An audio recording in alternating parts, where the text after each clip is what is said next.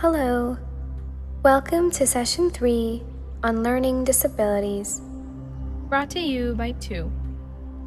We would highly recommend to pause and re-listen at any point to get more clarity, or re-listen to the entire session. In today's session, we'll discuss the first type of learning disorders, which is dyslexia. Imagine watching a 3D movie without 3D glasses. Or try reading without your glasses. What's common between these two? Everything looks blurry. This is what reading feels like to a dyslexic individual. Most people think that dyslexia causes people to reverse letters and numbers and see words backwards. But reversals happen as a normal part of development and are seen in many kids until 1st or 2nd grade. So how do we know it's dyslexia? Dyslexia is a language processing disorder, so it can affect all forms of language, spoken or written. The main problem in dyslexia is trouble recognizing phonemes. These are the basic sounds of speech. For example, the B sound in bat is a phoneme. So it's a struggle to make the connection between the sound and the letter symbol for that sound, and to blend sounds into words. It takes a lot of time for a person with dyslexia to sound out a word. Because word reading takes more time and focus, the meaning of the word is often lost. Difficulty in spelling, poor reading comprehension, and trouble expressing themselves in writing and speaking. It can also have an effect on areas such as coordination, organization, and memory. It's important to remember that there are positives to thinking differently. Many dyslexic people show strengths in areas such as reasoning and in visual and creative fields. Like we heard of celebrities with dyslexia in Session 1. What signs should you look for that can help you identify whether the difficulties being experienced could be indicative of dyslexia and need further investigation?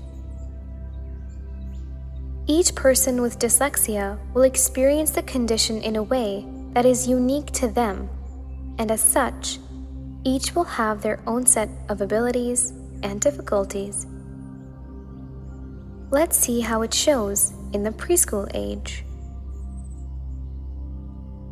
Many young children will display these behaviors and make these mistakes. It's the severity of the behavior and the length of time it persists, which gives vital clues to identifying a difficulty such as dyslexia. Difficulty learning nursery rhymes. Difficulty paying attention, sitting still, or listening to stories. Likes listening to stories, but shows no interests in letters or words. Difficulty learning to sing or recite the alphabet.